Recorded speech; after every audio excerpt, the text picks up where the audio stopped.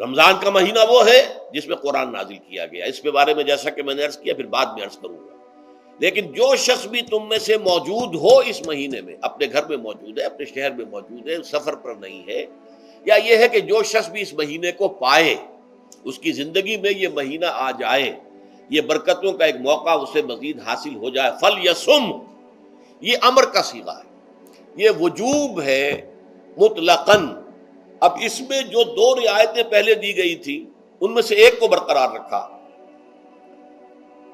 وَمَنْ كَانَ مَرِيضًا أَوْ عَلَى سَفَرٍ فَعِدَّةٌ مِّنْ أَيَّامٍ أُخَرَ، یہی وہ الفاظ ہیں جن کی بنا پر میرا گمان اس وقت بھی یہ تھا کہ یہ دو بیک وقت نازل نہیں ہو سکتی آیات۔ یہ جو تکرار ہے بے معنی تکرار ہو جائے گی پھر اگر ایک ہی وقت میں نازل ہو رہی ہو، اور قرآن مجید کی فصاحت اور بلاغت سے یہ چیز بعید ہے کہ وہاں پر اس طرح کی تکرار بلا سبب ہو رہی ہو۔ قرآن میں اور بہت سی آیات ہیں جن میں کہ آپ کو معلوم ہے کہ پورا رکوع ہے سورہ مزمل کا، جس میں قیام اللیل کا حکم ہے، پھر اسی کے آخر میں وہ آیت شامل کر دی گئی ہے جو کم سے کم 1 سال بعد نازل ہوئی ہے، جس میں کہ رات کے قیام کا وجوب ختم کر دیا گیا، اور صرف یہ کہ جتنا بھی تم سے ممکن ہو سکا کرو، ضروری نہیں ہے کہ تہائی شب ہو، آدھی ہو، 2/3 ہو، جتنا بھی ممکن ہو قرآن پڑھا کرو رات کو، گویا کہ وہ فرضیت جو تھی قیام اللیل کی وہ ختم ہو گئی۔ اس حوالے سے وہ جو ناسخ ہے، منسوخ کرنے والی آیت بھی اس کے ساتھ ہی رکھ دی گئی تاکہ وہ جو اصل حکم تھا وہ بھی برقرار سامنے رہے، اور جس نے آ کر اسے منسوخ کیا وہ بھی برقرار رہے اور سامنے رہے۔ اسی طرح یہاں پر بھی یہ حکم آیا، کتنے عرصے کے بعد آیا یہ مجھے معلوم نہیں، لیکن یہ کچھ عرصے کے بعد آیا ہے کہ رمضان کا مہینہ وہ ہے کہ جس میں قرآن نازل کیا گیا۔ اب جو شخص بھی اس مہینے کو پائے اس پر لازم ہے کہ اس کے روزے رکھے۔ ہاں، من کان مریضا او علی سفر، جو شخص ہو مریض، بیمار ہو یا سفر پر ہو، فعدۃ من ایام اخر، تو وہ تعداد پوری کر لے دوسرے دنوں میں۔ یرید اللہ بکم الیسر ولا یرید بکم العسر، اللہ تمہارے ساتھ آسانی چاہتا ہے، سختی نہیں چاہتا۔ یہ اصل میں کیوں کہا ہے اس کی وجہ سمجھ لیجئے۔ آج بھی آپ کو اپنے ہاں ایسے لوگ مل جائیں گے جن کا تقویٰ کا تصور اتنا غلط ہو گیا ہے کہ 104 درجے کا بخار ہے، روزہ چھوڑنے کو تیار نہیں۔ بھلے آدمیوں، اللہ نے تمہیں ایک رخصت دی ہوئی ہے تو خام خواہ اپنے اوپر یہ شدت کیوں لے رہے ہو؟ لیکن لیتے روزہ چھوڑنے کو تیار، روزہ قضا نہیں کرو، سفر پر جا رہے ہیں اور روزہ قضا کرنے کو تیار نہیں۔ ایک موقع پر ایک غزوے کے دوران ایسا ہوا کہ کچھ لوگوں نے روزہ رکھا ہوا تھا، لیکن وہ اتنے یوں سمجھیے مزمحل ہو گئے کہ جب پڑاؤ پر پہنچے تو جن کا روزہ نہیں تھا انہوں نے تو بڑی چاق و چوبند طریقے سے خیمے نصب کیے، سارا بندوبست کیا، اور یہ جا کر بے سدھ ہو کر بے ہوش ہو کر گر پڑے۔ تو حضور نے فرمایا ان کو دیکھ کر، لیس من البر الصیام فی السفر، سفر میں روزہ رکھنا یہ کوئی نیکی کا کام نہیں ہے،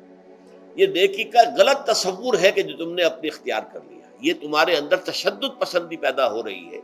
دین کے احکام میں جو مقصد ہے وہ کیا ہے؟ یرید اللہ بکم الیسر ولا یرید بکم العسر۔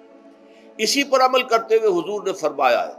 کہ جو بھی علماء دین ہیں یا جو رہنمایان دین ہیں ان کا کام کیا ہے؟ آپ نے فرمایا یسروا ولا تعسروا، دیکھو آسانیاں پیدا کرو، سختیاں پیدا نہ کرو۔ دین میں سختیاں پیدا کرنا بھی وہ اسر اور اغلال بن جاتا ہے کہ جس کو رفع کرنے کے لیے اور جس سے لوگوں کو، یہودیوں کو اور تمام اہل کتاب کو نجات دینے کے لیے اللہ تعالیٰ نے اپنے رسول محمد صلی اللہ علیہ وسلم کو بھیجا۔ وَيَضَعُ عَنْهُمْ إِصْرَهُمْ وَالْأَغْلَالَ الَّتِي كَانَتْ عَلَيْهِمْ، کہ جہاں وہ نیکی کا حکم دیتے ہیں، بدی سے روکتے ہیں، پاکیزہ چیزوں کو حلال ٹھہراتے ہیں اور خبیث چیزوں کو، ناپاک چیزوں کو حرام قرار دیتے ہیں، وہیں وہ لوگوں کے اوپر سے وہ بوجھ بھی ختم کرتے ہیں کہ جو انہوں نے خام خواہ اپنے اوپر لاد لیے۔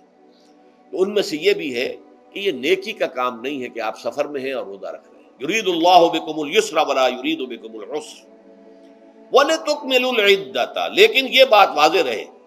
کہ اب تمہارے لیے تعداد کو پورا کرنا لازم ہے، یہ نہیں ہے کہ آپ اس کی جگہ پر فدیہ دے دیں تو بات پوری ہو جائے گی، نہیں۔ روزے کی تعداد آپ کے رمضان میں 2 روزے 3 روزے چھوٹ گئے بیماری کی وجہ سے، ٹھیک ہے، لیکن دوسرے دنوں میں اس کی قضا دینی لازم ہے۔ وہ روزے رکھنے جو ہے آپ پر لازم ہے، ان کا کوئی بدل جو ہے وہ فدیہ نہیں ہو سکتا۔ البتہ یہ نوٹ کر لیجئے، یہ حکمت نبوی ہے کہ یہاں اگرچہ وہ فدیے کا حکم جو ہے گویا کہ بظاہر قرآن مجید کے الفاظ سے محسوس ہوتا ہے کہ مطلقاً منسوخ ہو گیا، لیکن حضور نے اس کو خاص حالتوں میں باقی رکھا ہے۔ کوئی شخص اتنا بوڑھا ہو چکا ہے یا خاتون اتنی بوڑھی ہو چکی ہے کہ دن بھر کا فاقہ جو ہے اس میں اندیشہ ہے کہ کہیں ہلاک نہ ہو جائے. کوئی مریض ہے، مرد ہے یا عورت ہے، وہ ڈائبٹیز کی مریضہ ہے، اس کو وہ شوگر کا مرض ہے اور وہ اس کو برداشت نہیں کر سکتی، شوگر لیول بہت نیچے ہو جائے تو موت واقع ہو سکتی. کوئی ایسا مریض ہے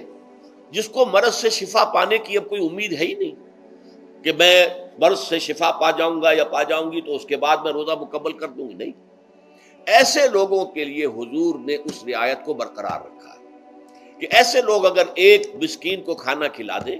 تو یہ فدیہ بن جائے گا. لیکن جو بھی شخص صحت مند ہو اور صحت کی توقع رکھتا ہو اور جو شخص بھی طاقت رکھتا ہو روزے کا قضا کر دینے کا، اس کے لیے لازم ہے کہ روزوں کی قضا